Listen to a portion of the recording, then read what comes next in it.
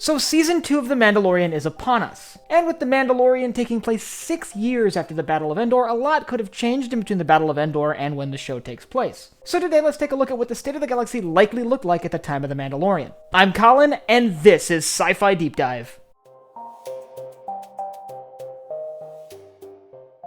Remember, if you enjoyed this video, to head down below and hit that subscribe button. So, as I mentioned, The Mandalorian takes place in 9 ABY. That means it's 9 years after the events of A New Hope, and 6 years after the events of Return of the Jedi. Now, a lot has changed since we last saw the galaxy on screen at the Battle of Endor, so I figured it would be a good time to kind of go over what's different with the galaxy politically in between the Battle of Endor and the events of The Mandalorian. So let's start with who's in control. Now, as we all know, the Empire fell after the Battle of Endor, and in canon, the Empire fell within a year, officially surrendering at the Battle of Jakku, an event which ultimately brought the end of the Galactic Civil War. Following the Empire's defeat at the Battle of Jakku, the New Republic rose to become the Galactic Government, which, by the way, is the successor state to the Rebel Alliance, basically taking the spot that the Empire had left vacant. With most Imperial forces defeated at the battle, the New Republic quickly began disarming itself. Most of their navy was dismantled, and only a small defense force would remain to protect New Republic facilities. Instead, much of the planetary defense would fall to local governments, which would build their own fleets. Still, the galactic government in charge at the time would be the New Republic. But how much control does the New Republic actually have? Well, we see in The Mandalorian, it seems pretty clear that they don't have much control over the Outer Rim. Now, the New Republic actually functions very differently from the Empire or the Republic, and one of the most notable things is that its capital moves. Every couple years, they move the capital to a new planet, with the idea being that they don't want any planet to become the center of the New Republic, and instead make it feel like a truly galactic government where everyone is represented. In The Mandalorian, it seems like the New Republic has little, if any, control over the Outer Rim. Much of it's described as being relatively lawless. It seems very reminiscent of the Old Republic before the Clone Wars, where we see planets like Tatooine claiming that the Republic doesn't really exist out there. That really seems to be the case with the New Republic. While I'm sure these Outer Rim planets weren't independent and were ultimately under the control of the New Republic,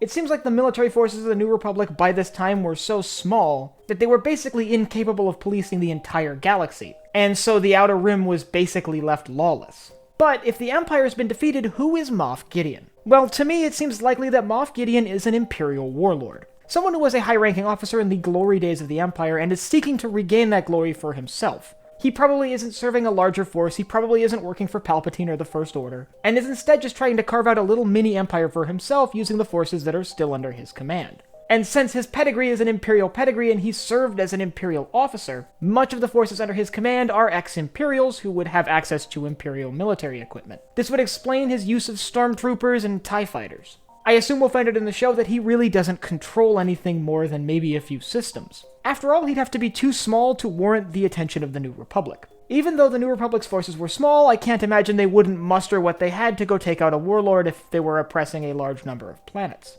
Which is why I believe he's operating more like almost the Mafia in the Outer Rim. Well, we see a lot of the criminal underbelly of the galaxy in the Clone Wars and even in the original trilogy a little bit. So far, The Mandalorian has given us almost nothing when it comes to the state of organized crime in the galaxy. We know, for example, that some major crime organizations must have gone through some pretty turbulent times after Return of the Jedi. With the death of Jabba the Hutt, that would have left a massive power vacuum. There would have been a massive scramble to fill that vacuum, both from existing members of the Hutt cartel, as well as other criminal organizations looking to swoop in and seize Hutt territory and resources. But we don't know how far-reaching the effects of Jabba's death were. We know it affected Tatooine, but beyond that we're not really sure. But there is one thing we know for sure when it comes to crime. The Outer Rim is no more policed than it was during the Old Republic. The area is full of bounty hunters, minor criminal organizations, and other things that the Republic generally keeps far away from the core. And The Mandalorian seems to back this up, showing the Outer Rim systems as relatively lawless. What about the First Order? What are they up to at this time? Well, for starters, I don't think they're going to play any role in The Mandalorian, and I hope they stay far away from this show.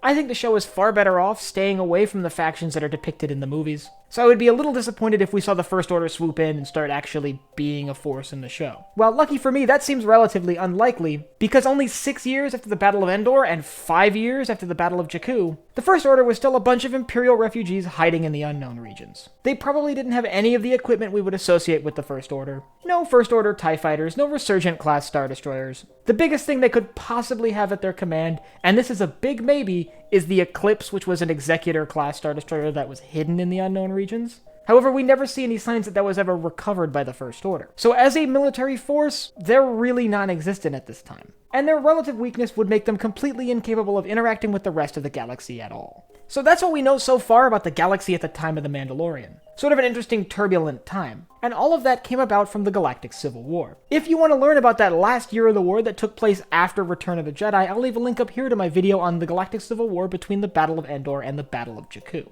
And I want you to let me know down in the comments whether you think I'm right about this. Do you think there's something that I'm missing or that I forgot to bring up? Do you think the New Republic really is this massive military force that's going to swoop into the Outer Rim any day now and clean up all the crime? Do you think Moff Gideon is working for Emperor Palpatine and we're going to find out that he's not a warlord but is instead some henchman of a larger faction? And last but not least, if you enjoyed this video, head down below, hit the like button, the subscribe button, and the bell icon so you get notified when I upload new videos. So for Sci-Fi Deep Dive, I'm Colin, and I will see you next time.